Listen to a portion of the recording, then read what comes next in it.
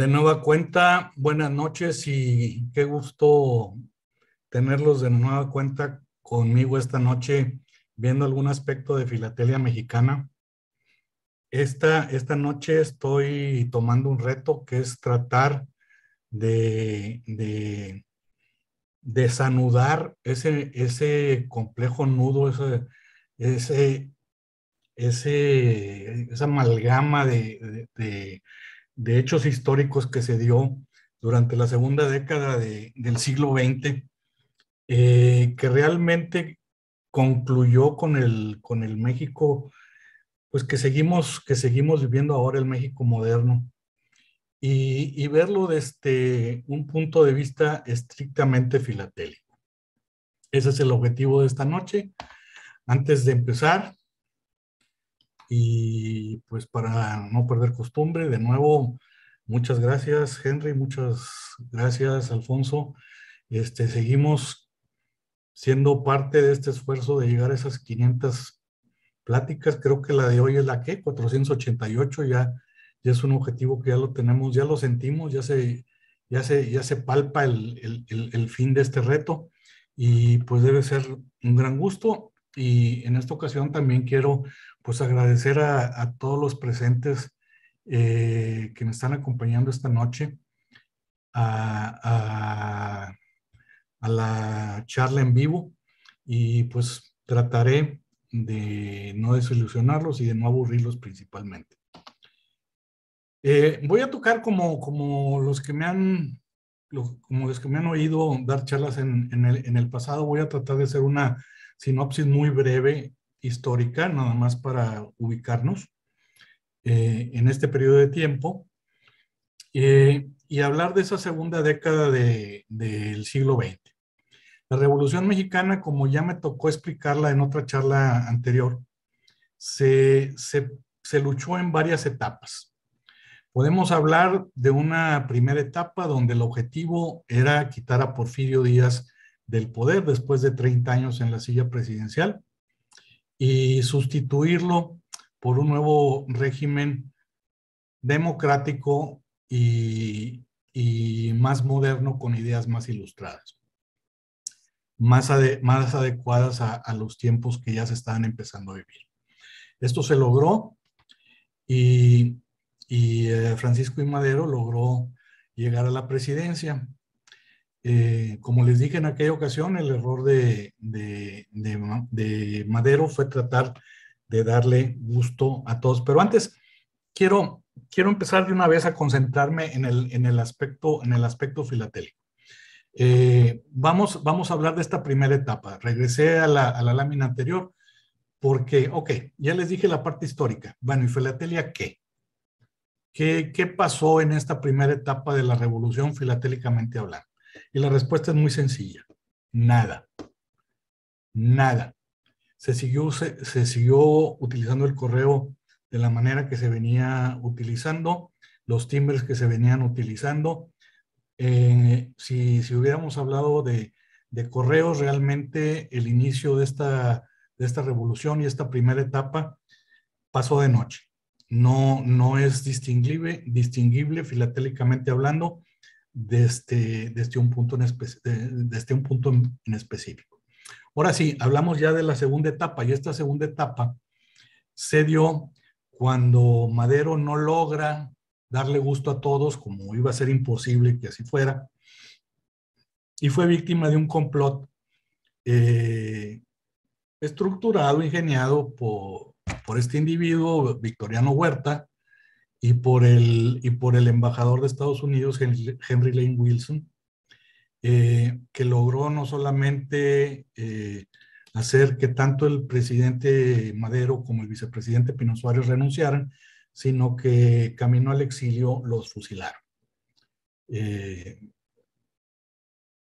Fue un fin muy trágico para esta figura histórica mexicana. Y aquí es donde entran los caudillos. En un principio, como todos iban contra el malo, pues todos lucharon juntos, todos lucharon con ese fin en común, que era sacar a este general del gobierno usurpado. Filatélicamente hablando, esta segunda etapa, 1913, 1914, se empieza a ver algo de filatelia revolucionaria, muy poco, porque era un movimiento que había estallado, que tardó en organizarse, que tardó en sentar bases administrativas. Estoy hablando de bases administrativas. Las bases concretas eran muy claras, es sacar a Victoriano Huerta, pero administrativamente tardó cierto número de meses en consolidarse, y eso se ve en la filatelia. Donde la filatelia revolucionaria estalla es en la siguiente, en la tercera etapa, en estos 2 años, de 1914 y 1915. Ya cuando se logra sacar a Victoriano Huerta, se logra que renuncie, que se vaya a Europa, entonces empiezan las pugnas internas entre las dos facciones. De un lado a Carranza y sus generales, de otro lado a los líderes revolucionarios, los más conocidos por ustedes es Zapata y Villa, que pensaban diferente que Venustiano Carranza y no encontraron más solución finalmente que las armas. Y finalmente viene una tercera etapa en 1916-1917 que concluye con la firma de la Constitución en febrero 5 de 1917. Esa es la Constitución, la tercera Constitución, y es la Constitución que nos rige hasta en la actualidad. Es una Constitución realmente moderna, progresista, liberal, que la lástima en todas estas décadas ha sido que nos acostumbremos a que no se cumpla. Pero en fin, país tercermundista con una constitución primermundista, siempre hay tramo ahí de conflicto. Entonces, filatélicamente hablando, ya en este tercer acto de la Revolución Mexicana, ya disminuye mucho el caos filatélico, con el asterisco de Cosme Hinojosa, que vamos a ver más adelante, pero ya es sensiblemente menor. Hay mucha gente que debate cuándo terminó la Revolución Mexicana. Yo soy de la escuela que cree que la Revolución Mexicana terminó con la firma de la Constitución, con la puesta en vigencia de la Constitución, porque es cuando los objetivos por los cuales se levantaron en armas todos estos líderes son logrados y se llevan a ley que rige a una nación. Podrá haber pleitos, podrá haber escaramuzas, podrá haber generales que se levantan, todavía una batalla por aquí, alguna batalla por allá, pero el objetivo ya estaba cumplido, ya teníamos una nueva constitución. Entonces, empecemos a ver entonces esta cronología filatélica de la Revolución Mexicana. ¿Cómo se dio? Para lo que le voy a presentar esta noche me estoy basando principalmente en este libro. Es el producto de muchos años de estudio por esta persona que también ven en pantalla, Nicolás Follansbee. Este libro fue publicado por el Collectors Club de Chicago. La edición ya está agotada. Sin embargo, si ustedes se ponen en contacto con el Collectors Club, ahí pongo la dirección de internet en la parte de abajo. Se está vendiendo una versión digital por $15, que es una muy buena inversión para todos los que quieran tener lo que pudiera ser la Biblia en cuestión de la filatelia de la Revolución Mexicana y tenerlo en un archivo PDF muy práctico y tenerlo a la mano para cualquier estudio, cualquier investigación o cualquier referencia.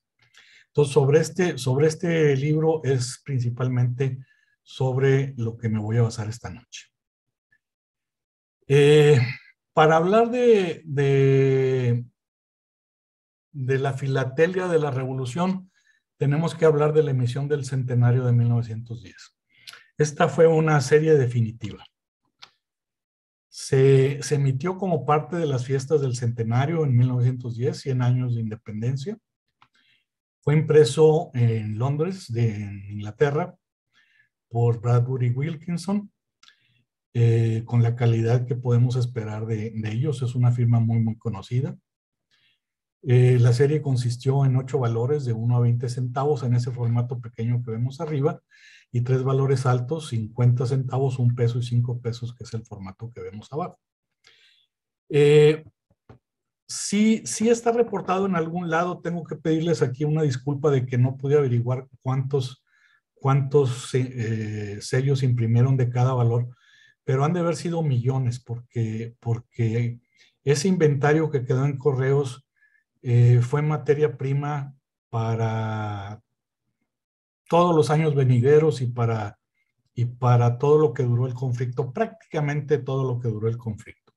Entonces debió de haber sido un buen número de sellos los que se imprimieron en 1910 y lograron llegar a tiempo y ser almacenados en correos. Son, por supuesto, como tales, la fuente de múltiples variedades revolucionarias que vamos a tratar de estudiar esta noche. Esta es la serie completa, se las quería presentar porque es vital para la filatelia de la revolución, conocerla. Aquí quiero hacer un paréntesis porque a 100 años de distancia de este centenario podemos ver como el juicio de la historia no es definitivo. Aquí vemos un juicio histórico 100 años después y ahorita que podemos hacer un juicio histórico 200 años después, ¿qué vemos? Que hay dos figuras que ya han caído de la gracia de la historia mexicana. Uno cayó en el olvido, inmerecidamente tal vez, y el otro muy merecidamente la historia finalmente le dio el peso que debería tener. Claro, sin pretender que todo sea blanco y negro. Desgraciadamente el tono es más gris que blanco. Y en este caso estoy hablando de los valores de 15 centavos y 20 centavos. El valor de 15 centavos fue un conspirador de Querétaro, Epigmenio González. Fue capturado y encarcelado al inicio del movimiento de independencia.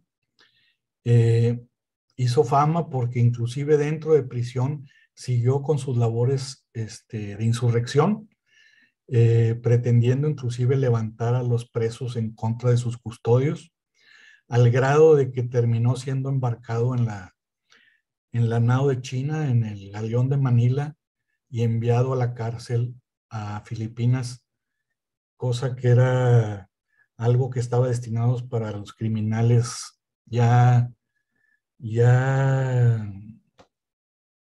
sin para los que no había manera para los que era una molestia y querían deshacerse de ellos, lo mandaron a Filipinas.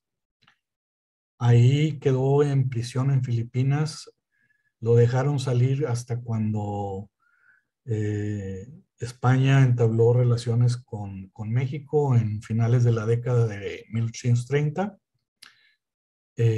Y no se sabe, bueno, sí se sabe, pero no tengo el dato.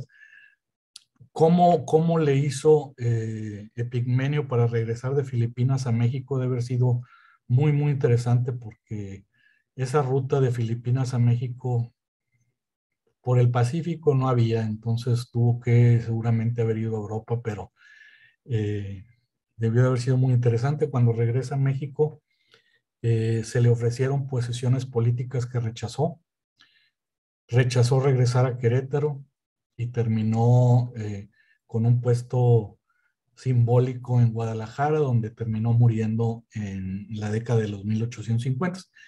Pero para el centenario todavía era recordado. Ahorita nadie se acuerda de él. 99 de 100 mexicanos que les preguntes en la calle quién es él, te van a decir que no saben. Y el de 20 centavos tenemos a Mariano Abasolo. Hay pueblos llamados Abasolo, hay municipios llamados Abasolo, hay calles, aquí en Monterrey hay una calle Abasolo importante. Sin embargo, ya es un héroe de la independencia que ha caído en desgracia porque fue Mariano Abasolo quien habló. quien a la hora de llevar a los otros jefes de la insurrección a juicio, él fue el testigo clave que los delató y que los denunció y finalmente los llevó pues a que se les cortara la cabeza. ¿Esto a cambio de qué? De que se respetara su vida. Pobre Abasolo, porque sí se le respetó la vida, pero lo mandaron a una prisión en España, donde murió de pulmonía 6 años después, así que no le tocó ver la consumación de la independencia. Pero sí, el juicio de la historia en el segundo siglo de la existencia de México ya fue más severo con él por haber sido quien dio los elementos jurídicos para matar a sus compañeros en armas. Entonces cierro paréntesis, nada más quiero decir, quería hacerles ver esto nada más para patentizar de alguna manera que el juicio político también evoluciona con el tiempo. El juicio histórico, perdón. Y antes de entrar a los timbres revolucionarios, también tengo que hacer una referencia a la serie definitiva que existió antes de la serie del Centenario. Esta emisión es la emisión de Águilas Porfirianas de 1899 a 1903, que aún existían almacenes algunos remanentes de esta serie, también de Bradbury Wilkinson, que fue utilizada en algunas de las emisiones revolucionarias gracias a nuestro amigo Cosme Hinojosa.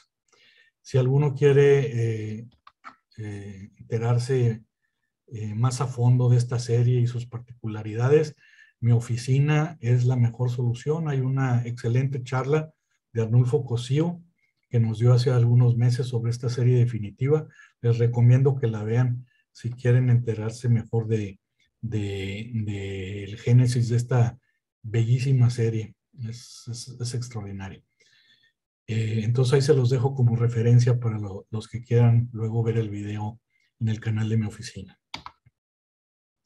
Ahora sí, vamos a entrar a la revolución. ¿Cuál fue el primer timbre netamente revolucionario?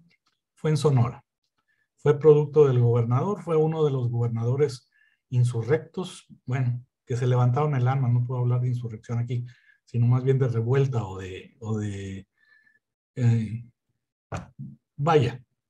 de rebeldía contra el asesinato de Madero y el gobierno de Huerta. El primero en hacerlo fue Venustiano Carranza en el estado de Coahuila. Abraham Gutiérrez González en Chihuahua y José María Maytorena en Sonora, que es el que estamos viendo. Él fue el primero que tomó medidas para cubrir las necesidades de correos, emitiendo para beneficio de la recaudación de la tesorería de Sonora estos sellos. Estos sellos, por las prisas, fueron impresos localmente en Hermosillo. Se imprimieron en pliegos de 10, 5x2. Fue en un papel comercial, en 2 papeles comerciales que fueron adquiridos en Arizona, cruzando la frontera de Sonora. Estamos hablando del noroeste de México. Y se emitieron en 5 valores, 1, 2, 3, 4, 5 y 10 centavos.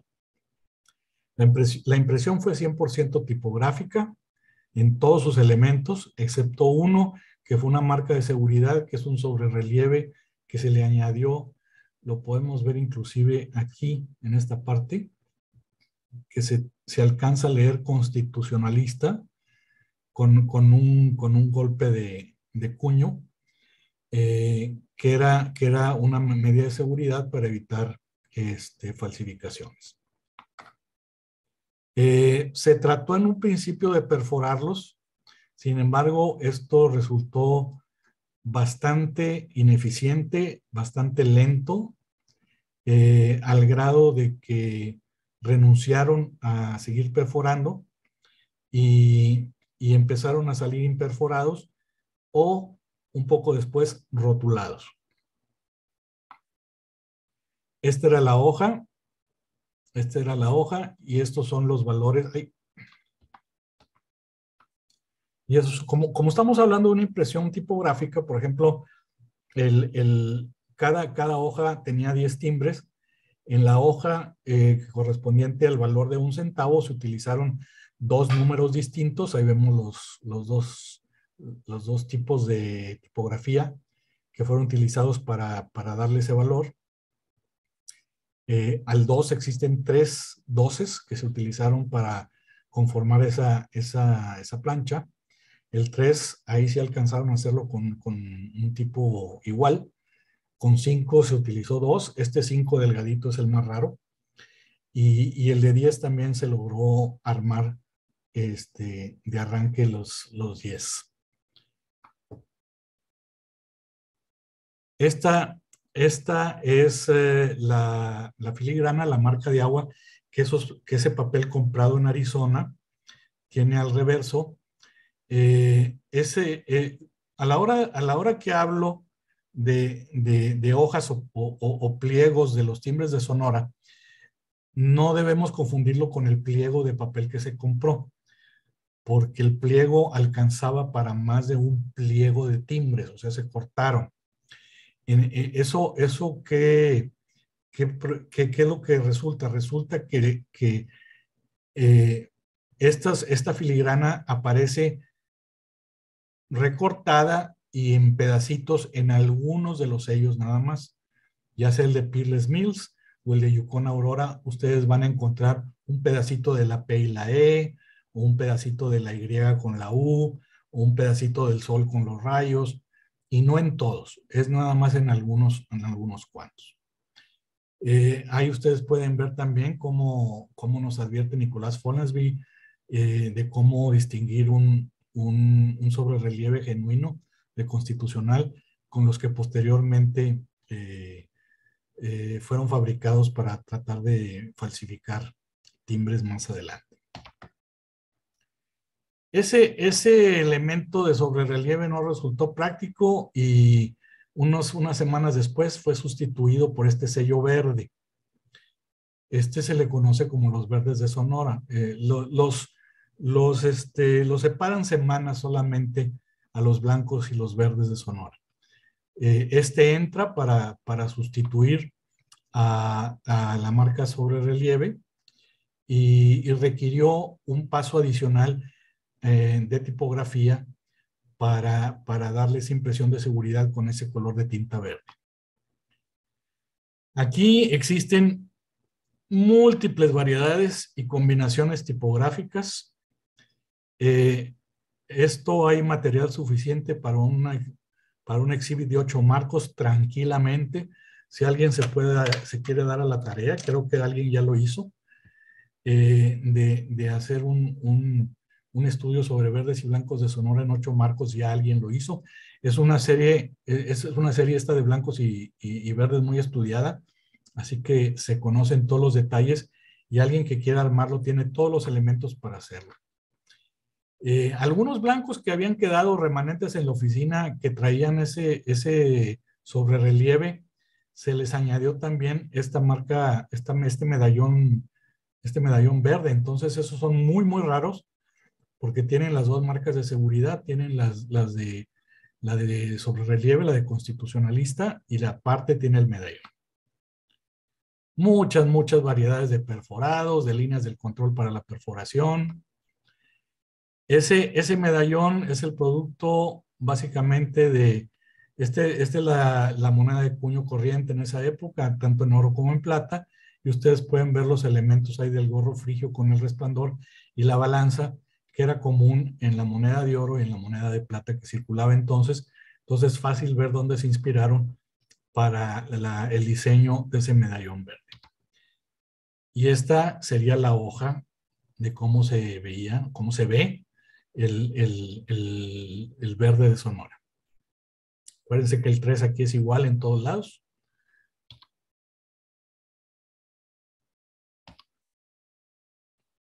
Y esto es nada más para darles una una idea de lo complejo que puede hacerse.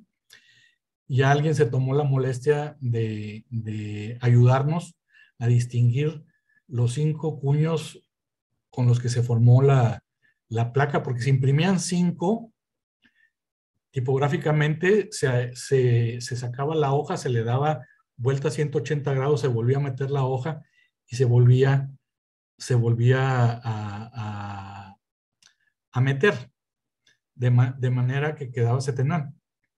Entonces estaban opuestos. Tetevech. Entonces aquí ya alguien se dio a la molestia de ayudarnos a saber cuál es el número 1, cuál es el número 2 y cómo distinguirlo. El tercero, el cuarto, el quinto, la C, la D. Esas son las cosas que uno debe estar buscando para saber a qué posición corresponde. Y hubiera sido relativamente sencillo si no fuera porque en impresiones posteriores ese cuño A, ese medallón verde A, se corre, se separa, la distancia se agranda, no llega a imprimir en el centro, se descuadra, tiene que volverse a sujetar a la plancha. Sin embargo, por alguna razón lo pusieron del otro lado.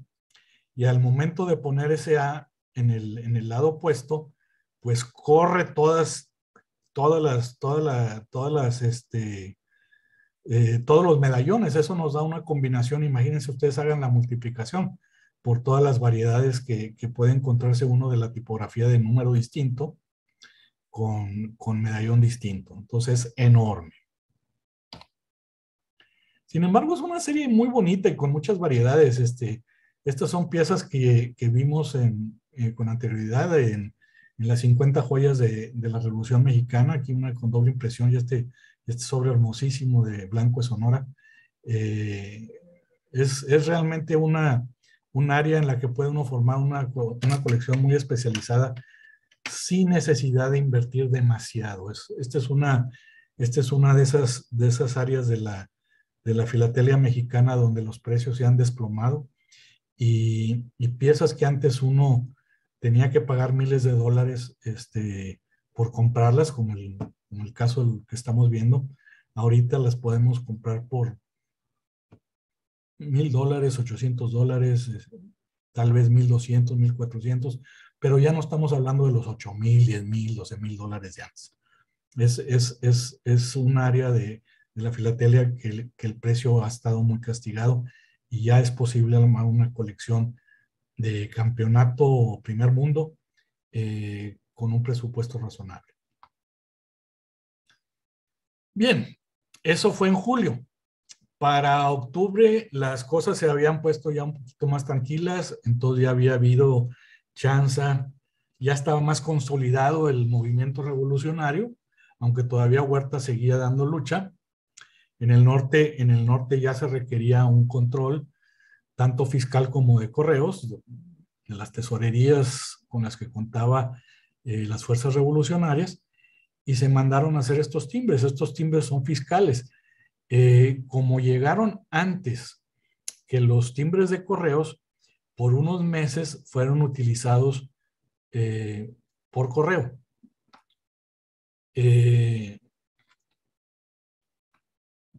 Fueron impresos en San Antonio, Texas, por la Maverick Clark Printing Company y se imprimieron en valores hasta 100 pesos. Sin embargo, eso había necesidad fiscal de tener sellos hasta 100 pesos, pero no de correos. Las hojas eran de 10 por 10, pero según los récords, aquí recordemos que Cosme Hinojosa era el administrador de correos en Hermosillo. A él le tocó manejar esto y en sus reportes Cosme Hinojosa menciona que puso a circular timbres de 1 centavo, 2 centavos, 5 centavos, 10 centavos y 20 centavos en zonas controladas por las fuerzas revolucionarias.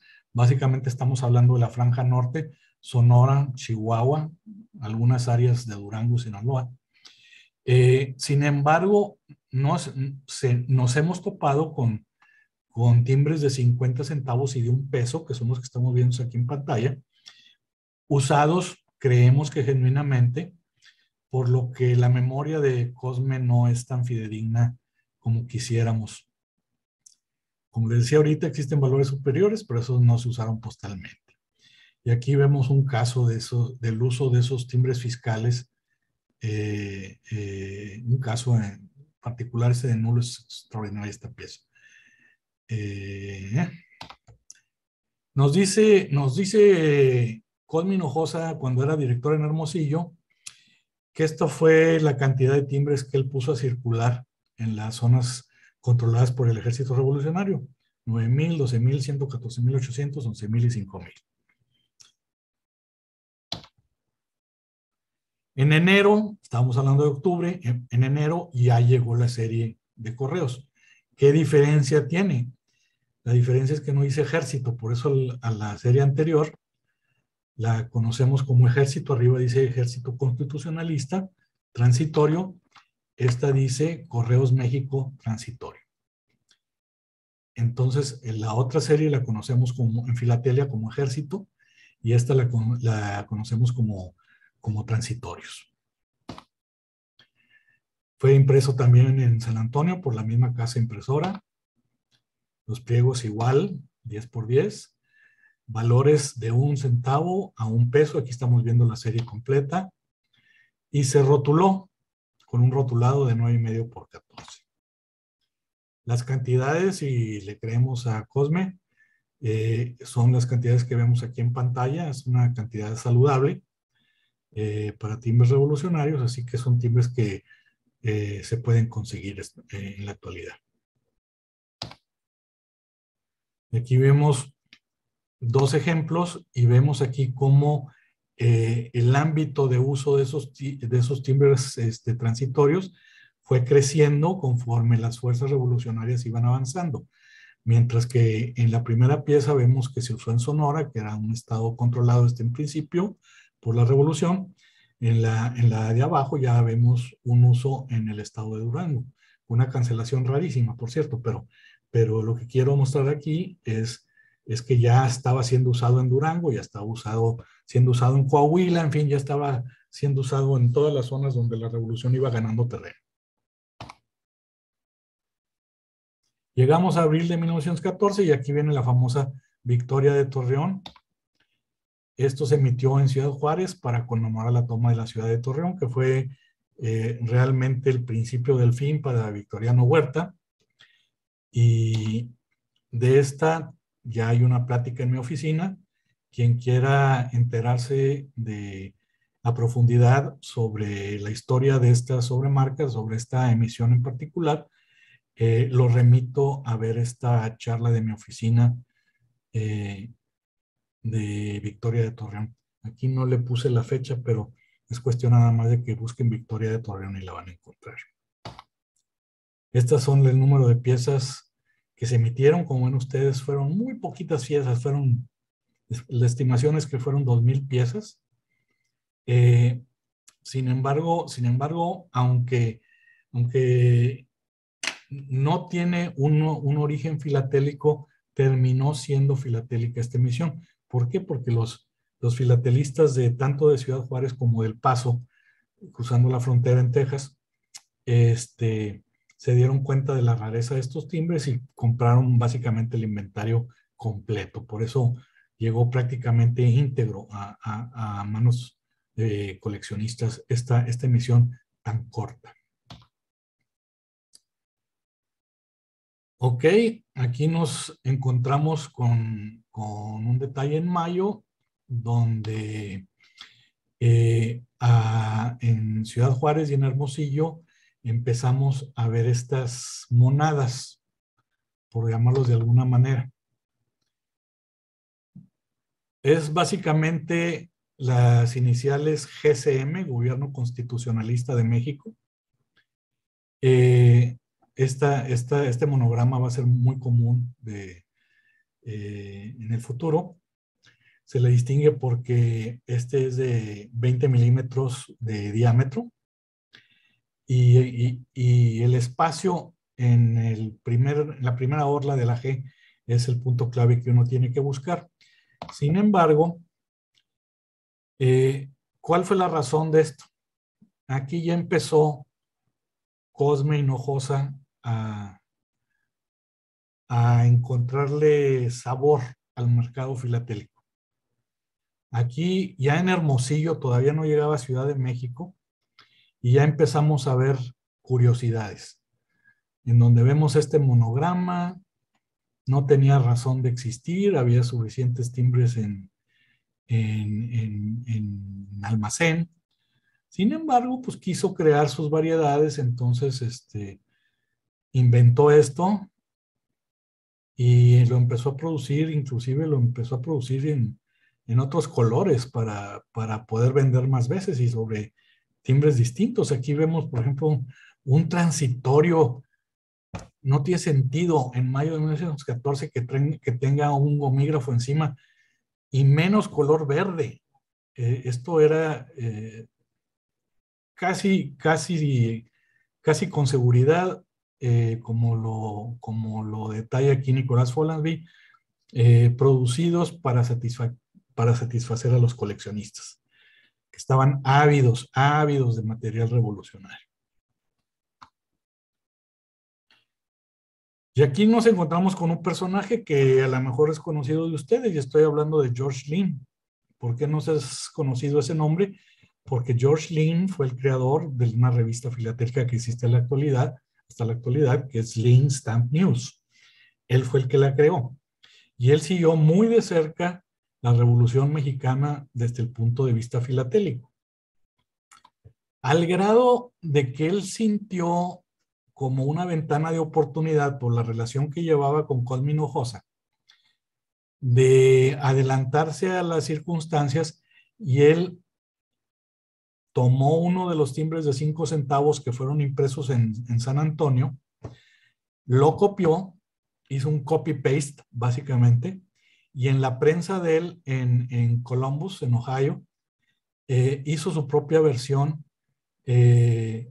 perforada, dentada. Y para demostrarle a las fuerzas revolucionarias que él era capaz de hacerlo, les mandó como muestra 75,000 timbres de 5 centavos para decirles, yo me puedo encargar de los timbres que necesiten ustedes en el futuro y yo se los puedo imprimir acá en Ohio, ya que no se los impriman en Texas. Cosme, dame chance, yo te los imprimo acá en Ohio. Sin embargo, para el momento que hace la propuesta, ya se había encargado una nueva serie que reemplazaría los transitorios. Justamente ya empezaba a molestar la palabra transitorio. En julio de 1914 es cuando cae el gobierno de Huerta. Entonces ese transitorio ya molestaba, ya no era un gobierno transitorio, ya era un gobierno de facto. Entonces esa palabra transitorio había que eliminarse y se procedió a ordenar una nueva serie. Se escogió, no sé bajo qué circunstancias, a una casa impresora en Denver. Entonces para cuando llegó George Lynn a proponer sus timbres, ya se habían ordenado los reemplazos. Eso no evitó que Cosme se quedara con los 75,000 timbres y los pusiera a circular. Si ese dinero llegó a la caja o llegó a su bolsa, quién sabe, pero de que estos 75,000 timbres que mandó George Lynn circularon. Y déjenme decirles, George Lynn tampoco no es ninguna perita en dulce, no es ningún santo. Él para recuperar esos gastos en los que incurrió para elaborar esto, pues vendió también timbres elaborados por él en Ohio que jamás tocaron suelo mexicano.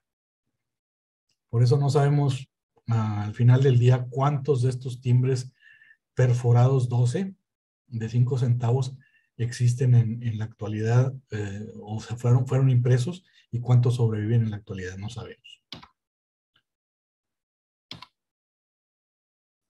Esta fue la serie que se mandó pedir ya sin la palabra transitorio. En junio llega ya Timbres del Gobierno Constitucionalista de México. Una bonita serie. Fue el mismo caso anterior. Llegaron primero los fiscales que los timbres de correos. En este caso ya había expectativas de más ingresos y esta serie fiscal, por el lado fiscal, llega hasta los 1,000 pesos. Obviamente esos valores jamás iban a llegar a correos, pero sí hubo una manera de colarlos a, a, a que fueran usados en correos. No fueron muchos, no fueron muchos. También pliegos de 100, de 10 por 10, perforación 12 y entre talón y sello, barruleteado 7. Fueron muy raramente utilizados con fines postales, sí se encuentran, ya están validados por parte de especialistas en el tema, de 1 centavo, de 2 centavos, de 3 centavos, de 5 y de 10, con sello en la Oficina de Hacienda de Río Verde, San Luis Potosí, en San Luis Potosí capital y en Nuevo Laredo. Se conocen también cancelaciones a la orden de Doctor Cos en Nuevo León, de Aldama en Chihuahua. Ahorita les hacía referencia de Aldama cuando hablaba del juicio de la historia. Aquí hay un pueblo que alcanzó a ser renombrado en honor a Mariano Aldama. En Nogales, en Sonora, Chisnahuapán, en Puebla, San Dieguito, San Luis Potosí, Valle de Guadalupe, San Luis Potosí, inclusive hasta en una oficina postal ambulante, la 205. Y siguen apareciendo, por ejemplo, este que tenemos aquí de Guadalajara. No lo tenemos completo, por eso no podemos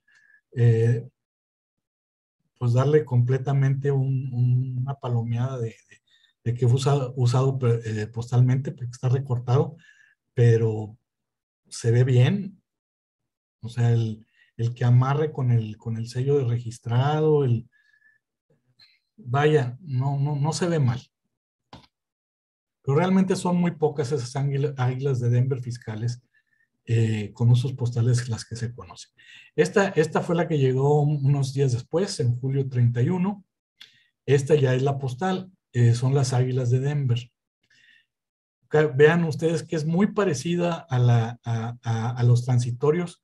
Es el mismo diseñito de la águila con un marco que simula el escenario de un teatro y la águila nacional, que era la oficial en aquella época, en el fondo del timbre. Se imprimieron en Denver por Smith Brooks Printing Company. Los pliegos también siguió la norma 10 por 10. También perforación 12. 8 valores de 1 centavo a 1 peso. Existen imperforados que nunca circularon y además pruebas de color del 5 centavos. Hay un gran número, bueno, no puedo decir gran número, pero hay un buen número de sobres filatélicos que fueron cancelados a la orden en el mercado. Generalmente no llevan destinatarios, son un sobre de primer día, prácticamente podemos decir sin que diga primer día. Y estas son maravillas de estas águilas de Denver que ya las mostramos en su oportunidad. Quise mostrarlas de nuevo. Bueno, cae Huerta, se logra lo que se buscaba, las fuerzas revolucionarias obtienen el control del país, necesitamos validar lo que se encuentra en la oficina de correos en Ciudad de México. Inmediatamente se manda a hacer una sobremarca para poder hacer un ajuste contable, un control de inventarios, y se crea la serie Gobierno Constitucionalista con la sobremarca sobre timbres del centenario. Ese signo de pesos que ven ustedes en los valores pequeños y esa V que se ve entre Gobierno y Constitucionalista en los valores altos, no tiene más significado que es un elemento decorativo. como fue una elaboración 100% tipográfica y no encontraron tipografía neutra con la cual decorar esta, esta, esta sobremarca, se les hizo elegante poner un símbolo de pesos acostado como si fuera un glifo, como si fuera un elemento decorativo y una V en los valores altos. Inmediatamente se manda a circular una muy buena cantidad de estos gobiernos constitucionalistas. Se sobremarcó en bloques de 50 sellos, se preparó la plancha tipográfica en bloques de 50. Por lo tanto, había que pasar 2 veces esa plancha sobre cada pliego. Y por eso vemos repetidas algunas variaciones, como el peso invertido, ciertas variaciones que es constitucionalista con G de gato en lugar de C de casa. En fin, aquí vemos las variedades, la normal con el peso invertido y donde dice constitucionalista. Y si vemos el periodo de tiempo en que fueron utilizados, aquí vemos que empezaron a ser utilizados tan pronto entraron a gobierno, entraron en agosto o finales de agosto, las fuerzas revolucionarias, y en septiembre ya estaban circulando estos timbres. Sin embargo, en la cubierta que vemos en la pantalla, estamos viendo una pieza que se depositó prácticamente un año después. Estamos hablando de agosto de 1915 y todavía seguía el gobierno constitucionalista con signo de pesos vigente. Eso nos da una idea de la longevidad relativa que tuvo esta serie revolucionaria y por qué la encontramos tanto. Esta es la más común. Esta, si pudiéramos decir o bautizarla como la primera serie definitiva revolucionaria nacional, es esta, la del gobierno constitucionalista con el signo de pesos o la V. Empiezan entonces el siguiente acto en la historia de la Revolución Mexicana. Se empiezan a pelear los líderes y de nueva cuenta Sonora es el primero en no estar de acuerdo con lo que se decía en la Ciudad de México, y el mismo gobernador Maytorena que creó los verdes y blancos, ahora crea las diligencias. Fueron emitidas en Sonora, se imprimieron de nueva cuenta localmente allá en Hermosillo. Estos ya tienen otro tamaño, entonces aquí el pliego consiste en lugar de 10, son de 20, redujeron el tamaño, 2 por 10. Y el proceso de impresión siguió siendo tipográfico, ahora en 4 etapas. Se le añadió un segundo elemento de seguridad, que es ese fondo con la greca, que se ve la greca recurrente de color azul aquí en el timbre de 10 centavos y de color amarillo en el de 20. Las variedades, por lo tanto, son numerosísimas, porque cuando hablamos de emisiones tipográficas, ustedes sabrán el número de variedades que puede haber.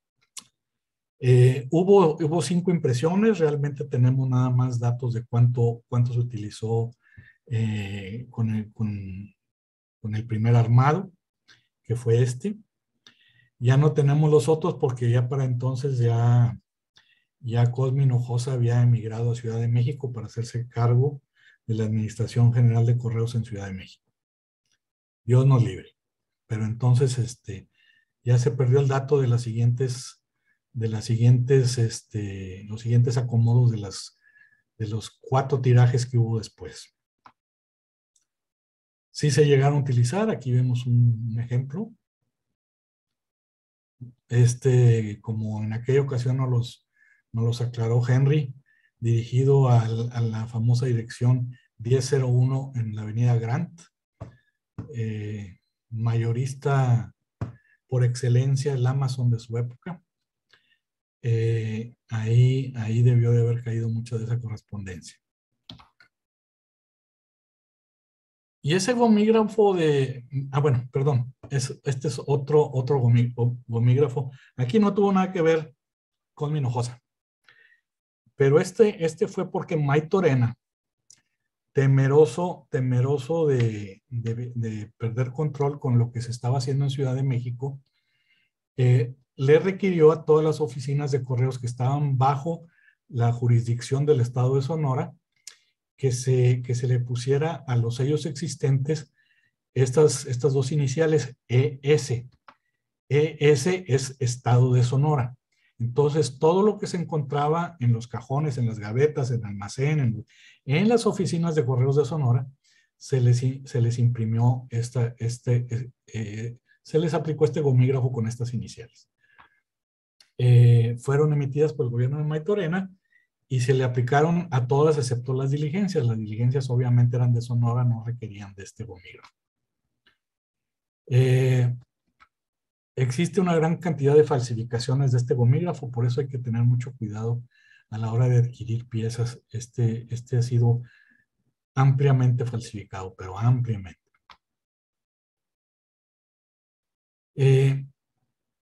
Este gomígrafo con la GCM, hubo una época cuando empezaron las pugnas entre Carranza, Villa, Zapata, etcétera, en donde Carranza temió por la estabilidad de su gobierno y que fuera víctima de un golpe de Estado y trasladó su gobierno al puerto de Veracruz.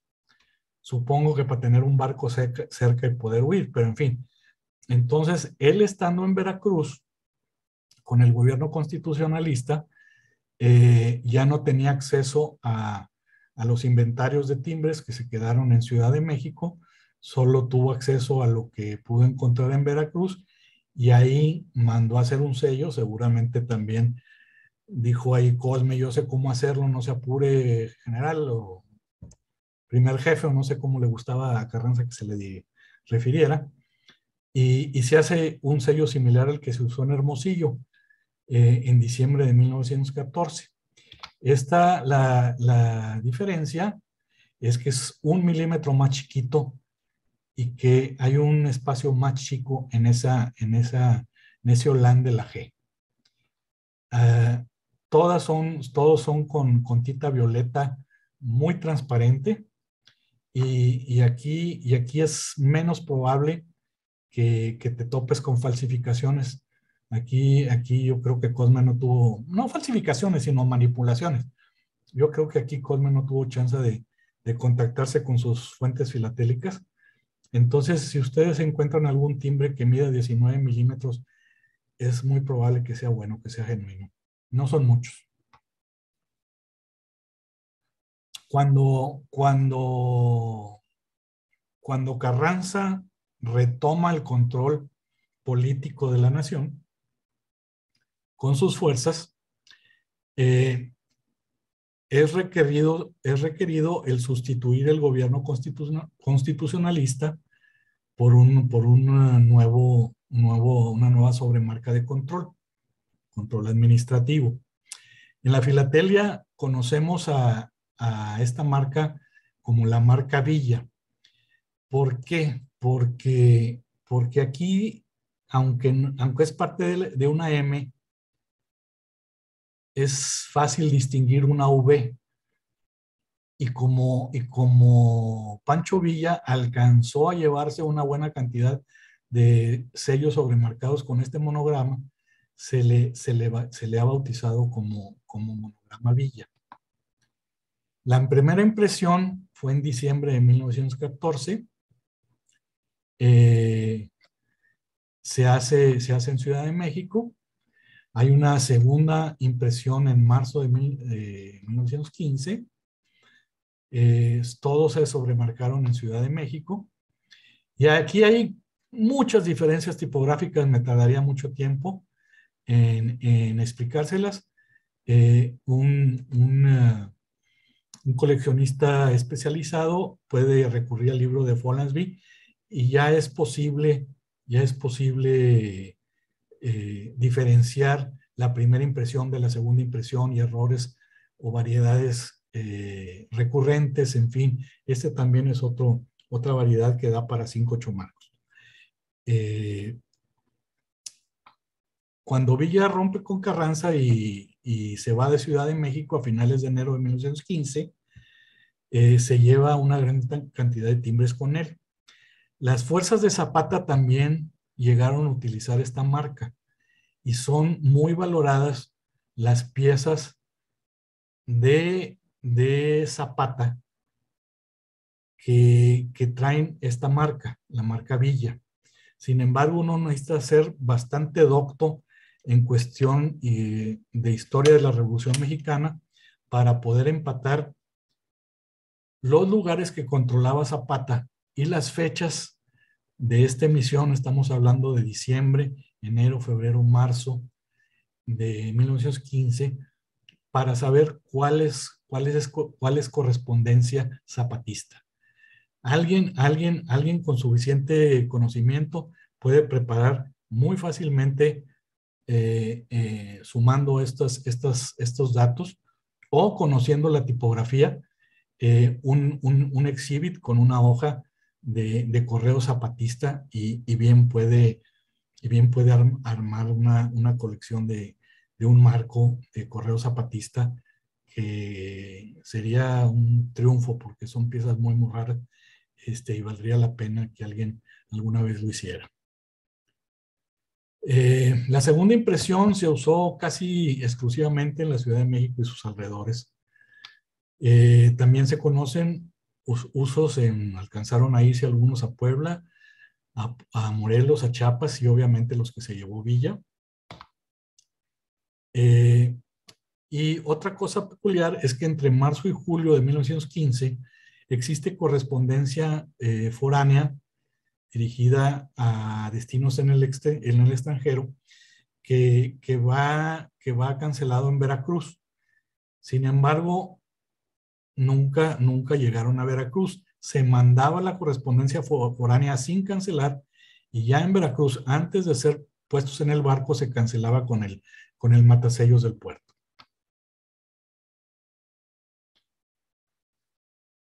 Y aquí es cuando empieza Cosme a hacer de las suyas. Si antes había podido hacer sus creaciones relativamente minoristas en Sonora, aquí ya era administrador general de correos. Todas estas creaciones de él, estamos hablando donde Cosme empezó a sacar emisiones viejas, que vendía directamente a los coleccionistas. Como les dije antes de empezar la charla, cuando estábamos en el espacio del Vacilón, estas salieron por la puerta de adelante, estas no salieron por la puerta de atrás, entonces son válidas, son genuinas, lleva la bendición del director de correos. Nadie le dijo nada, pues, bueno. En el catálogo de Follansbee, sin embargo, Follansbee sí hace una diferencia por el carácter filatélico de estas piezas, y en ese catálogo les adiciona las letras SP de Special Printing, impresión especial, antes del número. Eso nos advierte que se trata de una creación filatélica hecha en correos, expresamente con fines filatélicos. Esto que se acrecenta cuando Carranza regresa a Ciudad de México de Veracruz en julio de 1915. Esta es una pieza extraordinaria porque ahorita les dije julio de 1915, esta está fechada en junio de 1915. Esta es un águila porfiriana que alcanzó a colarse. Este sí es un uso genuino por la fecha. Alcanzó a colarse para ser sobremarcada con el monograma de Villa y fue utilizado en este bellísimo sobre. Si Cosme Hinojosa nunca hubiera existido, esta sería una verdadera joya en la filatelia mexicana. Lo es, de hecho, pero no al nivel que mereciera. Eh, ¿Qué hicieron todos los que se opusieron a Carranza? Eh, si tienen buena memoria o si no se los explico, ellos se les conocía como convencionistas. Al gobierno de Carranza era el gobierno constitucionalista. Después de una convención fallida en la ciudad de Aguascalientes, en la que no se logró ningún acuerdo, Carranza rompió con los demás. Esos demás se les conoció como los convencionistas por haber sido producto de las decisiones tomadas en esa convención de Aguascalientes. Y esta fue la respuesta al monograma Villa. Fue el monograma que conocemos como Carranza. Otra vez, Carranza, ¿por qué? Porque la sede constitucionalista se lee como una sede Carranza. Pero realmente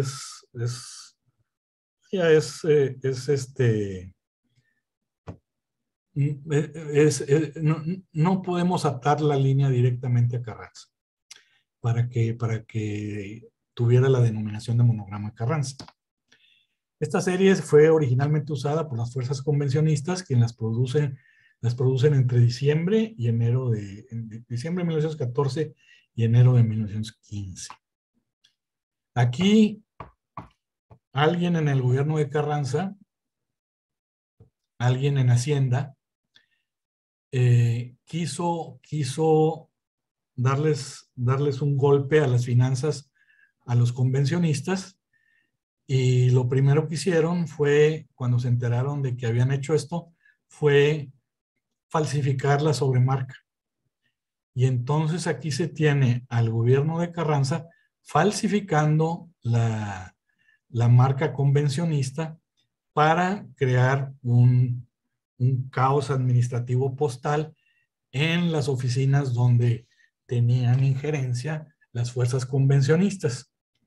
Estas reproducciones carrancistas son algo más toscas, pero tuvieron suficientemente éxito como para cumplir su cometido. Realmente sí lograron lo que se proponían, que fue básicamente que correspondencia carrancista fluyera por zonas convencionistas sin problemas, llevando timbres carrancistas, digo convencionistas. Por supuesto, Cosme Hinojosa también usó este monograma para hacer, donde se iba a quedar atrás, inmediatamente empezó a crear sus variedades. Y miren nomás qué bellezas. Cosme, qué imaginación. Aquí tenemos una sobremarca doble, una encima de la otra y dos empalmadas. Maytorena también quiso llevar su control de correos al Distrito Sur de la Baja California, y esos timbres locales de diligencias los crea con el texto de Baja California Sur, Distrito Sur de la Baja California, los imprime en marzo, mandó imprimir 200,000 de los 3 primeros valores y 50,000 del último, de 10 centavos, y realmente no lograron a circular en gran número, porque no duraron mucho en control político, al grado de que por un buen tiempo se dudó mucho sobre los timbres cancelados. Se pensó que eran fantasías o cancelaciones a favor, pero no, sí hay pruebas documentadas de que alcanzaron a circular en Baja California, y de hecho es muy importante que se compren las piezas usadas si uno va a entrar a coleccionar esto, con su certificado, y que vengan piezas como esta, como Santa Rosalía. Estamos 100% seguro que utilizó timbres de diligencias de Sonora, de Baja California.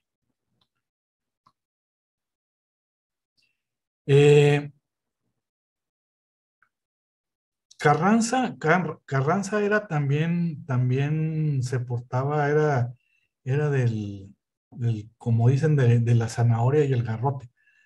El estado de Oaxaca quiso jugar al imparcial, no poniéndose a favor ni de los constitucionalistas ni de los convencionistas. Entonces, lo que hizo Carranza fue bloquear el suministro de timbres al estado de Oaxaca, a la oficina de correos de Oaxaca y su distrito. Ellos se vieron en la necesidad entonces, ante la escasez de sellos postales, de producir propios, y lo produjeron en esta serie de 5. Utilizaron el papel que encontraron, muchos de ellos están en papel con líneas o en todo el papel que pueden encontrar, inclusive en el reverso de formas postales. Siempre es interesante el ver el reverso de estos timbres para ver qué trae, si trae líneas azules, si traen pedazos de formas de correo, en fin. Todas son tipografiadas en hojas de 42, de 6x7. Es otra serie que ha sido muy estudiada. Aquí lo ingenioso fue que sí se aventaron a perforarlo, y para perforarlo utilizaron una máquina de coser a la cual le cortaron la punta, dejándola así la punta hueca de la aguja de la máquina de coser, y nada más la fueron avanzando sobre el pliego, y el producto fue una perforación muy rudimentaria, muy artesanal, pero lograron perforarlos con una máquina de coser. Ya como les dije, es una serie que ha sido ya muy estudiada, así que la tarea ya prácticamente está completa para el que quiera hacer una colección de timbres revolucionarios de Oaxaca. Y los especialistas determinaron que esta serie se produjeron en 8 tirajes, y cada tiraje tiene sus peculiaridades. No voy a entrar en peculiaridades porque nos llevaríamos un buen tiempo.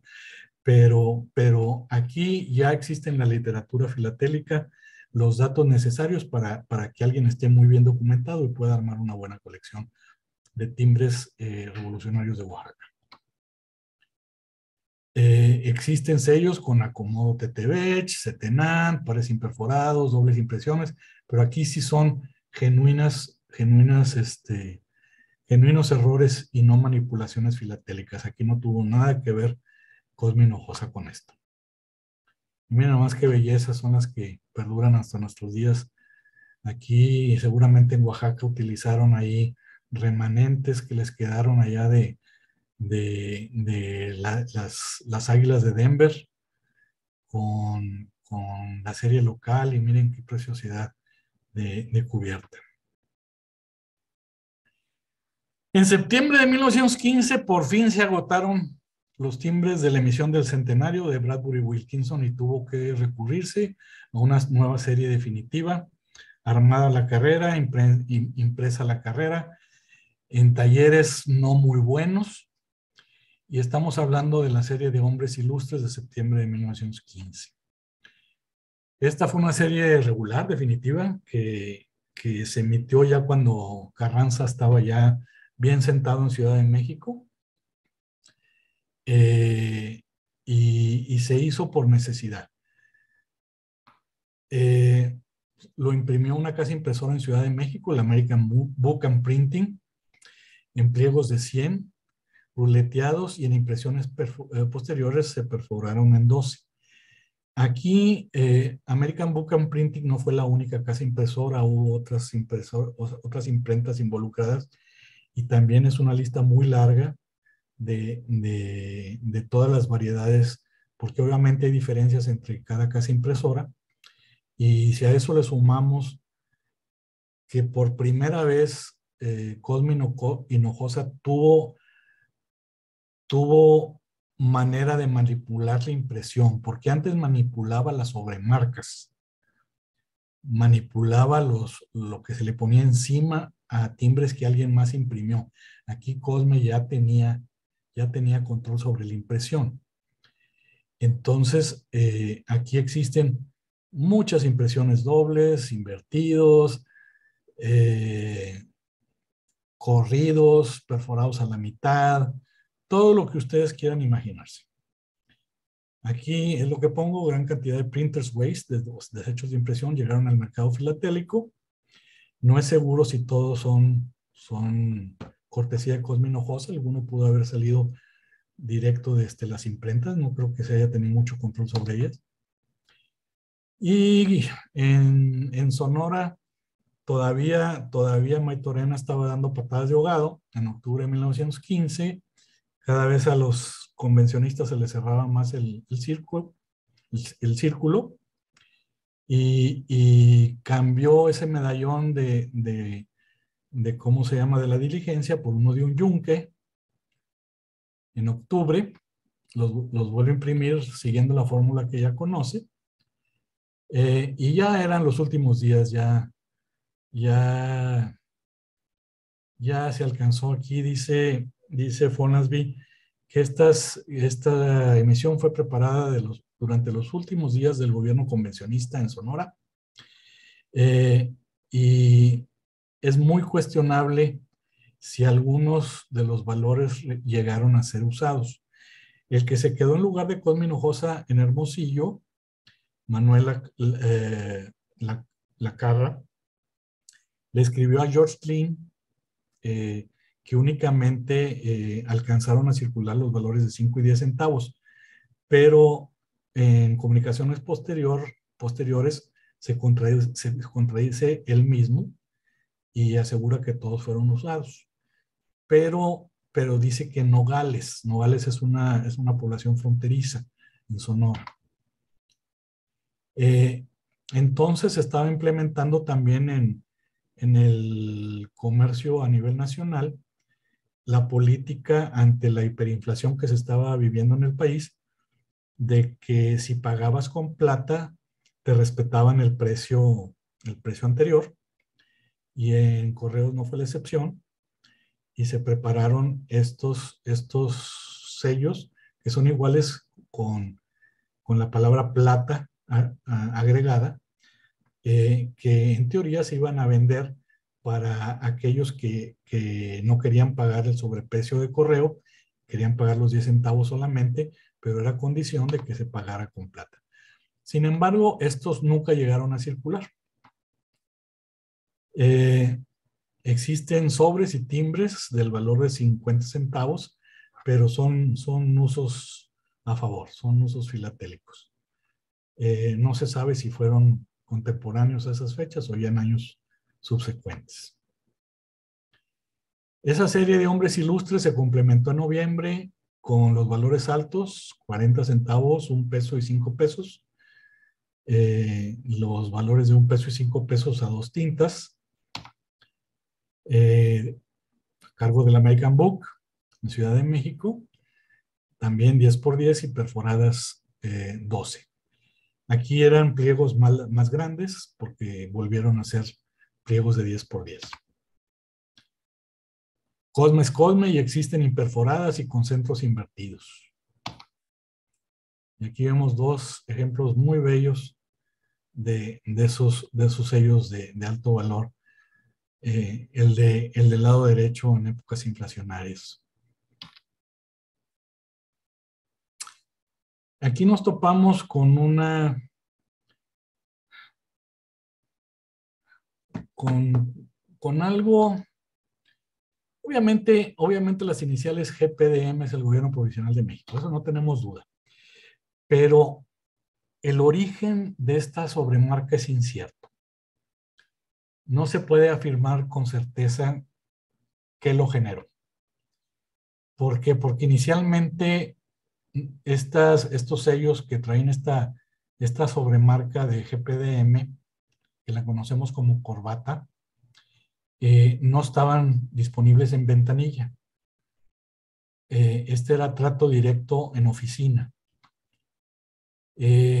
Supongo que esto llegó a oídos de alguien en algún otro ministerio y finalmente se vio forzado Correos a justificar el origen de esta sobremarca y empezaron finalmente a ser vendidas en agosto, estamos hablando ya de meses después, de agosto de 1916, en ventanilla, pero solamente para quien pagara con plata.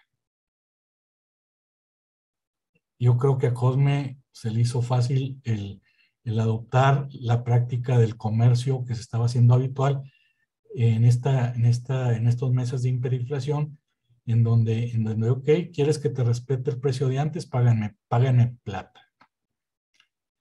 Se le denomina corbata por su semejanza con una corbata de moño. Si la vemos de esta manera, podemos encontrar esa similitud.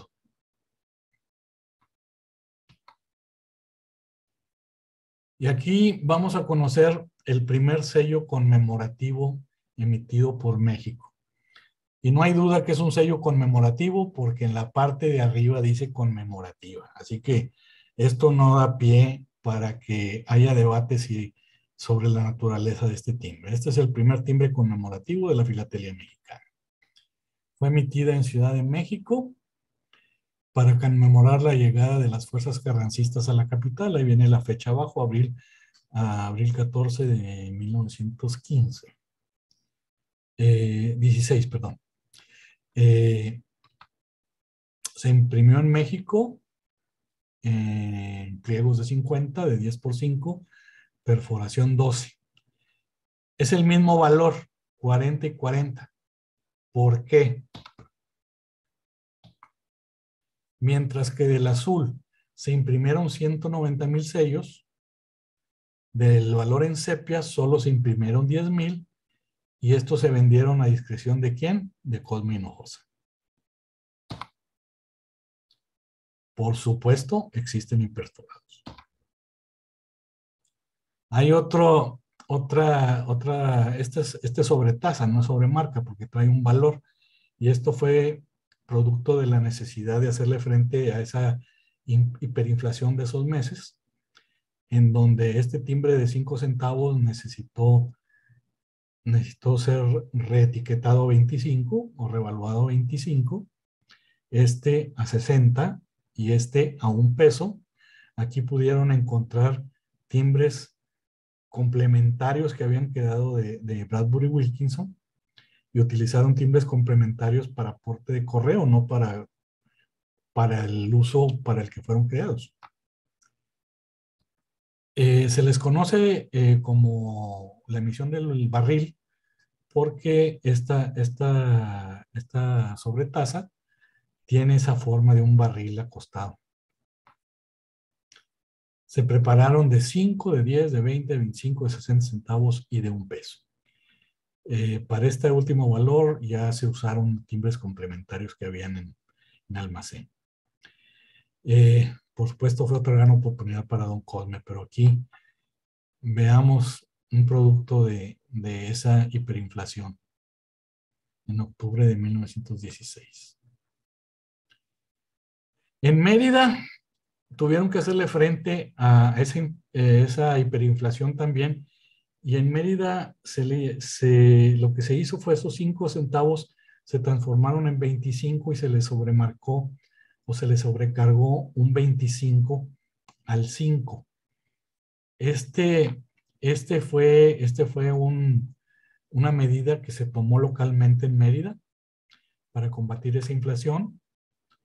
Es bastante rara, sobre todo porque pasó mucho tiempo para que fuera detectada como tal. Se conoce al menos una docena de cartas, aquí vemos 2 de ellas, y realmente son unas rarezas que pasan totalmente desapercibidas. Y finalmente la hiperinflación llegó a tal grado que hubo necesidad de hacer una nueva sobrecarga, esta vez de $2.50, otra vez con las iniciales del Gobierno Provisional de México, pero esta vez se acomodó de otra manera para crear un monograma nuevo. Esta fue la última emisión que llega a ser sobrecargada. Se hizo sobre sellos complementarios de diversos valores. Y aquí vemos dos ejemplos de esta última sobrecarga de la Revolución Mexicana. Y antes de terminar, quiero tocar esto. Quiero empezar con una advertencia. El que quiera meterse a las sobremarcas locales, que lo haga sabiendo a que están entrando en un terreno muy pantanoso. Son timbres muy raros, no son baratos y se han prestado mucho a conjeturas, a manipulaciones. Entonces, a menos de que uno tenga el background necesario en historia postal de la Revolución Mexicana, yo les recomendaría que evitaran meterse a las sobremarcas locales de la Revolución Mexicana. Es fascinante, pero esta probablemente sea el área más compleja de la filatelia revolucionaria de México y eso ya es un decir. Esta es la advertencia que les acabo de dar. Solo coleccionistas familiarizados con el tema deben incursionar en este bien pantanoso terreno. Para aquellos que decidan aceptar el reto de coleccionarlos, existe aún un amplio campo de investigación y descubrimiento. A diferencia de las otras emisiones revolucionarias que ya están muy estudiadas, aquí sí hay terreno muy fértil de investigación en el campo de historia postal, pero eso ya se necesitan muchas tablas para poder hacer frente. Hasta la fecha, hasta la publicación del catálogo de Follansbee, se tienen identificadas 33 sobremarcas locales. Y estamos hablando de un libro que se escribió hace ya casi 20 años, entonces probablemente ya este número ya sea más alto. Existe al menos una docena que están siendo investigadas, que tienen posibilidades de que sea un origen genuino. Y existen muchas fantasías y falsificaciones, y aquí les pongo unas muestras. Todas las que están ustedes viendo aquí son genuinas. Y aquí pueden ver ustedes la naturaleza de estas sobremarcas locales. Esto era donde las fuerzas de un bando iban tomando control de un pueblo. En el pueblo se hacían sobremarcas para señalar que ese terreno ya pertenecía a alguien más. Existen de todos tipos, gomígrafos, tipográficos, existen inclusive hasta sobremarcas hechas con máquina de escribir en Sinaloa, como estas que estamos viendo. Se agarró la máquina de escribir de la oficina y se utilizó para poner la leyenda Ejército Constitucionalista Transitorio. Pero esta es un campo muy especializado que sí requiere mucho conocimiento.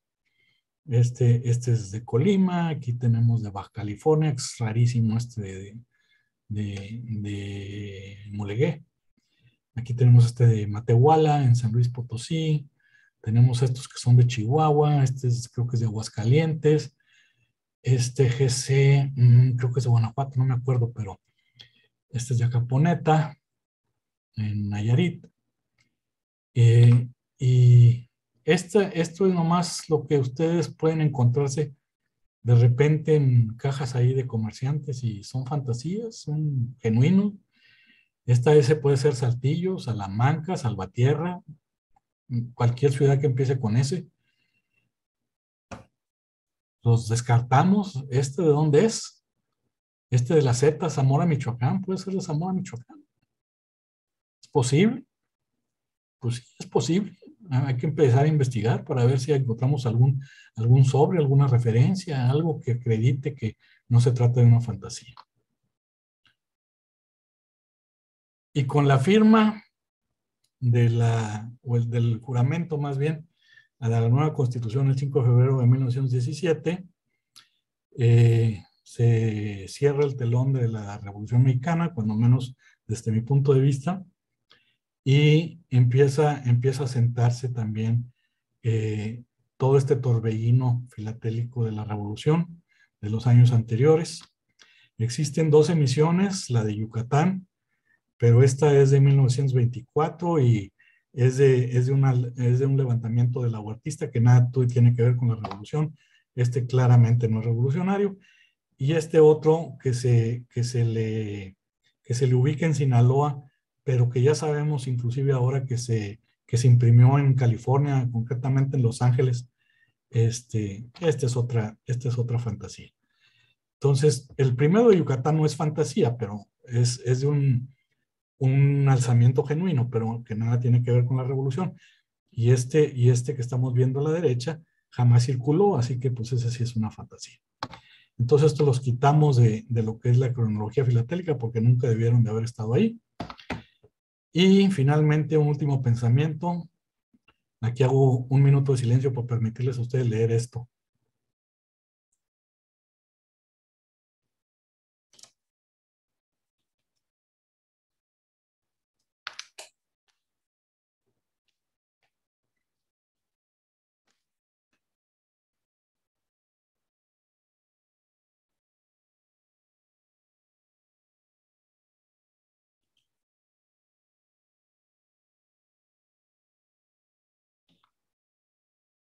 Antes de terminar, quiero también decirles que en la videoteca de mi oficina existe otro video con tema revolucionario. Es una charla que me tocó dar el 18 de julio del año 2020 y se trata de las 50 joyas filatélicas de la Revolución Mexicana. También si quieren verlo en algún momento como complemento de esta charla. Y con esto le hemos dado una pasada muy rápida a lo que es la filatelia de la Revolución Mexicana. Esta filatelia de la Revolución Mexicana es lo que tenemos en pantalla. Levante la mano el valiente que quiera entrarle. Y con eso les doy las gracias por acompañarme esta noche y listo para cualquier pregunta que puedan tener. Gracias a ti, Jaime. Muy interesante. Muchas felicitaciones, gracias. Jaime. Muy buena. ¿Preguntas o comentarios para Jaime? Jaime, buenas noches. Buenas noches. Felicitaciones, antes que nada, muy bueno. Lamentablemente entré un poco tarde porque no me conectaba al internet, pero no sé si lo habías dicho o no, por eso te lo quería preguntar. Cosme, el señor este que vos mencionabas recién, ¿él lo falsificaba? No, él era el director de correo. Claro, recibía los pedidos y pedía a la imprenta que él administraba, claro, que se los fabricara. Claro, esa era la pregunta, ¿cómo descubrieron que él hacía esas cosas? Claro, era a pedido que él yo creo que nunca lo escondió, porque de hecho nunca se dio cuenta él del daño que hizo la filatelia. Él jamás dejó de ser un servidor público. Él terminó siendo cónsul de México en San Antonio, Texas, al principio de los años 60, y murió tranquilamente sin darse color del daño que había hecho, ¿no? Bien. Y yo creo que pues para Hacienda el monto que él pudo haber llegado a manejar no ameritaba un expediente o llevarlo, no eran los millones de pesos o no eran los grandes desfalcos, porque eran piezas de 5 centavos que él probablemente vendía en 50. Entonces, bien. Él murió con la conciencia tranquila, te lo puedo asegurar. Claro. Bueno, gracias por responder la pregunta. Jaime, una seguida ahí de lo que mencionaba Diego, y en esa estampilla de color café que él imprimió 10.000 para su distribución personal, obviamente el Estado fue el que pagó por eso, pero no pasó nada, nunca llegó a pasar nada, nadie no tenía un antagonista, alguien que quería por lo menos su cargo, no sé, porque siempre esas personas existen. Mira, después de terminar la revolución estaba tan revuelto el río que yo creo que todos estaban preocupando cómo sacar su provecho. Existe aquí un dicho para estos políticos que se aprovechan de, de su puesto, que es: finalmente le hizo justicia a la revolución. Y básicamente es o treparse al caballo de la revolución. Son las buscas que funcionarios públicos, después de un episodio que trastornó al país literalmente, eh, tuvieron oportunidad de hacer sin verse perseguidos, ¿no?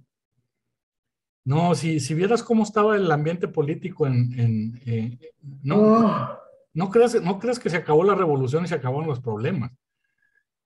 Llegó a darse, mira, para ponerte un ejemplo nada más, en el estado de Tabasco, de donde es nuestro querido presidente en la actualidad, en el estado de Tabasco, que les encantan los conflictos políticos, llegó a haber tres legislaturas, tres diputados en el estado de Tabasco, simultáneas. Una la apoyaba un partido, otra la apoyaba otro partido, no la apoyaba nadie, o un general, no me acuerdo. Y finalmente tuvo que entrar el Congreso Federal a desconocer a todos ellos y a imponer a un gobernador por dedazo de Ciudad de México y decir: este es el gobernador y háganle caso. O sea, no, es muy difícil ponerle fin a cuándo se acabó la revolución. O sea, porque no fue así de que ya se acabó la revolución, ya no hay problema, no, los problemas los terminó el PRI cuando empezó a meter todos al rebaño. Y se tardó 15 años en hacerlo. Pero pues la prueba más palpable de lo brutal que era la política mexicana es de que de todos los seres revolucionarios, a excepción de Plutarco Elías Calles, que entró al final, y yo creo que por eso la libró, todos sin excepción murieron asesinados por un asesino, no en combate. Todos. Carranza, o sea, Madero, Carranza, Villa, Zapata, Álvaro Obregón, todos terminaron ajusticiados. Wow. Eso muestra cómo estaba la sociedad, pues, ¿no? En Perú los meten a la cárcel, acá le sueltan un balazo. Era una carnicería. Increíble. Una pregunta final. Este es el mismo periodo que salen los Sunbursts, pues, ¿no? Porque salen en 1913-15 y curiosamente en esos años también hay unas pequeñas variedades. ¿Don Cosme tuvo que ver con eso también o eso no era filatélicamente quizás atractivo en ese tiempo? Confieso mi ignorancia, porque los Sunbursts nunca ha sido un área que haya estudiado. Ok. Entonces desconozco, pero una prueba del periodo es que tras la nueva constitución se modificó la bandera mexicana y fue cuando el águila se puso de perfil. Y es la águila que tenemos actual, de perfil. Okay. Hasta 1917, el águila era el águila porfiriana sí, de frente con el pico volteado hacia la derecha. Okay. No, gracias. Por lo menos eso explica dos de las variedades que conozco, así que Pensé que era creación, pero no, tiene justificación histórica ahí. Perfecto, gracias. Mauricio, Ah, Hola Jaime, listo para el entierro. así es. Hay dos manos en alto ahí de Walter. Sí, Walter. Sí, Jaime, muy lindo, muchas gracias por la charla. Al principio mostraste una serie que creo que era 1910, que iba desde 1 centavo hasta 5 pesos, creo, me pareció ver. ¿Qué Sí. usos se conocen con el 5 pesos actualmente? ¿Qué piezas hay? ¿Qué usos? No, sí existen en paquete, en paquetería. No son muchos, es obvio, pero ese valor de 5 pesos sí llegó a usarse. De hecho, desde antes, desde series definitivas de antes, llegó a haber inclusive de 10 pesos. Y, y se usaban principalmente no principalmente, casi exclusivamente en paquetería, en parcel. Ajá. ¿No habían valores declarados o abonos a casillas o algo de eso? No, no, Gracias. y son muy raros encontrarlos usados. Va. Gracias, Jaime. Juan, ¿aló? ¿Sí? ¿Me sí, escuchan? te escuchamos. Adelante. Sí, Jaime, muchas gracias. Muy interesante. Me entretuve mucho con tu charla. Una pregunta que me causó curiosidad es el sello fiscal de 5 centavos Sí. que estaba partido por un ruleteado. Eh, Es el talón. Cuando tú pagabas impuesto, tú fijabas la parte superior, la parte grande, al papel, a la factura, ok. que era comprobante de que el impuesto se había pagado, y el talón, la parte inferior, se quedaba con el que había dado con el que había El recibido impuesto, el impuesto. Entonces se dividían correcto. entre el que dio y el que recibió. En Perfecto. O teoría, sea, en el fondo, perdón, en teoría, cuando se usaban postalmente debía arrancarse el talón, pero claro, los que trabajan en correo no sabían de esas minucias, y había ocasiones en que los mandaban completos, ¿no? Como por quieran, eso me causó curiosidad porque lo que mostraste tenía ahí la sobrecarga Guadalajara y el sello estaba completo. Entonces, por sí. eso me causó curiosidad. Sí, es que Sí, sí, de repente no lo arrancaban. Entonces, ese hubiera sido interesante, que esa pieza hubiera sobrevivido completa para poder ok. validar. Muchas gracias, Jaime. ¿Alguien más por ahí para algún comentario, pregunta? Arnulfo. Hola, buenas noches a todos. Jaime, extraordinaria presentación. Armar el rompecabezas de la revolución es algo muy, muy difícil y pues bueno, lo trataste de hacer sencillo, ordenado y como tú dices, en cada emisión y cada etapa hay un gran campo de investigación formal que se han hecho varios estudios ya, pero deja mucho para aportar, pero el orden general que nos presentaste pues genera un panorama muy claro de cómo estaba, por un lado, la parte política y por otro lado, cómo afectaba la parte filatélica, Claro. consecuentemente, ¿no? Pues nada, ese comentario y pues gracias por la presentación, muy amable. Gracias, Arnulfo. ¿Alguna nota más por ahí? Y gracias por haber aguantado. Estuvo larga la sesión hoy. Ah, todo muy bueno. El tema da para bastante. José. Jaime, buenas noches de nuevo. Buenas noches.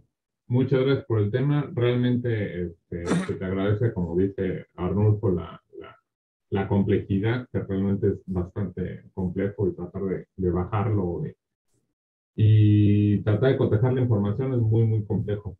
Yo no, lo único, son un par de cosas que quiero acotar. comentaste algo sobre las corbatas. ¿Fonasbit marca que las corbatas no tienen razón de ser? ¿O sobre qué se No, basa no, ese no, comentario? no está clara la justificación. No es que no tengan razón de ser, como que está en tela de juicio eh, cuál fue el motivo por las cuales aparecieron en el mercado.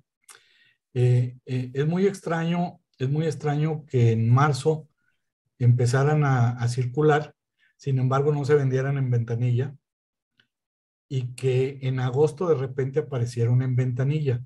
Follansbee menciona que hay un, que hay evidencia documental intermedia donde se habla que esa sobremarca se utilizó para señalar a correspondencia de segunda clase, cosa que no resultó ser cierta al final.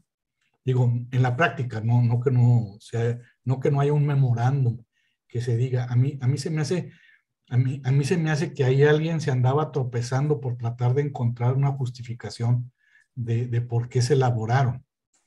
Entonces, cuando finalmente se pusieron en ventanilla y se exigió que para comprarlas se pagara en moneda de plata, yo creo que es un poquito un espejo de lo que se estaba viendo en el comercio, donde tú llegabas a una mercería, querías comprar un producto y decías, bueno, ¿quieres pagar un 1.20? Págamelo en plata. ¿Quieres pagar 10 pesos? Te acepto papel moneda. Entonces, y así fue como se paró la hiperinflación. Ujú. Sí. Cuando entró suficiente plata al sistema monetario mexicano para parar esa inflación, cosa que sigue siendo válida el día de hoy, tal vez no literalmente con plata, pero estamos hablando de un valor agregado a la economía. O sea, no estás inventando dinero, estás generando una riqueza y se la estás inyectando al sistema monetario. Y eso fue como se pudo parar en un año ese camino que iba disparado de hiperinflación y volvimos a los 5 centavos. Eh, eh, Ojalá viéramos esos días de que regresemos, que regresáramos en Argentina al peso de 15 pesos por dólar, sería fabuloso, ¿no? Sí, olvídate. El comentario te lo hacía porque en el indicador postal sale el 31 de marzo precisamente, Sí. sale la razón de ser de las corbatas. O sea, independientemente si viene tal cual las corbatas, Uh-huh.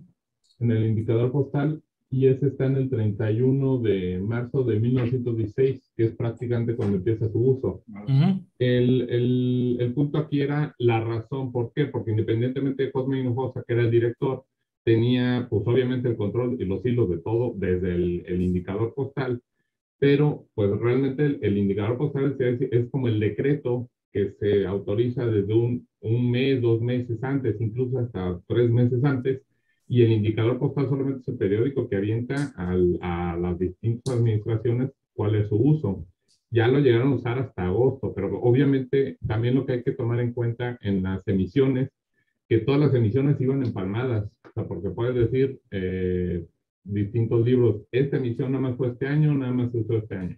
Esta emisión es del 16, nada más son el 16. Realmente van empalmadas por todos lados. Ese es lo complejo y los tentáculos que tiene la Revolución Mexicana. Sí. Entre fiscal, entre esto, cuando se van empalmando, es donde se vuelve compleja la parte de la revolución. Uh-huh. Y ya nada más, el último colofón creo que comentaba Juan, este es el uso fiscal de las águilas, pero el fiscal, exactamente el fiscal, ya no trae el talón, que era lo que comentaba. Pero ese es un uso fiscal, no es uso Ese es el fiscal. uso fiscal, ese es el uso fiscal.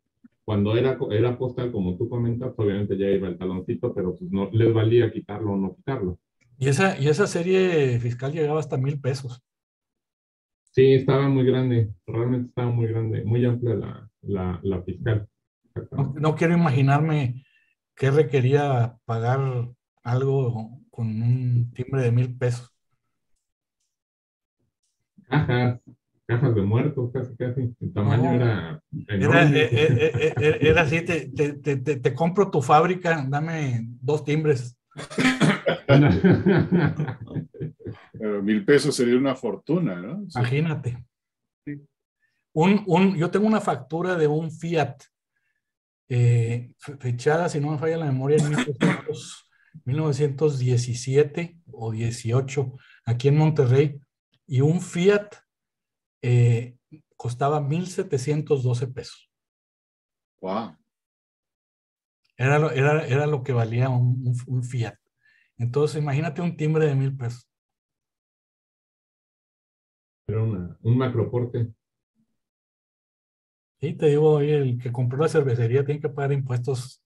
Arráncale dos cachitos a la hoja de 1,000 pesos. Sí, casi eran pliegos petitorios de 1 metro donde traía Imagínate. tapizado de estampillas. Bueno. ¿Alguna nota final para Jaime por ahí? Una pregunta, Henry. Sí. ¿Cuál serie agarrarías tú si tuvieras que escoger una? De esa. Mira, yo coleccionaba una serie de cada país hace muchos años, y de México yo coleccionaba el Sonora, el tipografiado, pero el primero. El blanco. Sí. Blanco y verde. No el blanco, el Blanco y verde. el otro, el que tiene el más fácil. Era lo que se podía ver de ahí. Y me gustó precisamente por ese cambio. No era la misma estampilla y le cambiaron a la Diligencia, le cambiaron al Yunque. Yo nunca vi con la sobrecarga plata, pero esa era la que yo... Nunca se usó, pero sí las encuentras. Sí, y lo que tú mencionaste es bien interesante. Las encuentras y hay tanta variedad que a veces puedes hacer un montón de cosas sin llegar a tener pues nada usado, ¿no? Es muy interesante. En verdad es un muy bueno. ¿Alguna pregunta, Luis Fernando? Decirle hola, Jaime, que estuvo bonito. Gracias. Ok. Escuchamos el background. Bueno, entonces con eso, Jaime, muchas gracias. Muy, muy ilustrativa la charla. Muchas gracias, Jaime. Perfecto. Entonces, a ustedes por haber aguantado. Sí, y el día de